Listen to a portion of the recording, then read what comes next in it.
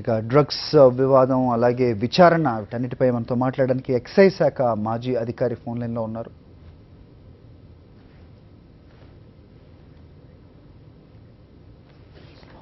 దీని ఇన్వెస్టిగేషన్ ని ఆటంకపరిచే విధంగా మరి అతను మాట్లాడుతున్నారు.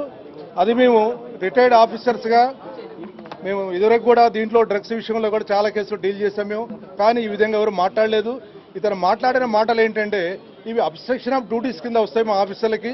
దాని సెక్షన్ 50 కింద రామ్గోపాల్ వర్మ మీద కేసు అయిపోవడం జరుగుతుంది. చాలా విచిత్రంగా ఇప్పుడు మేము సినిమా వాళ్ళం కాదు, అతను సినిమా డైరెక్టర్.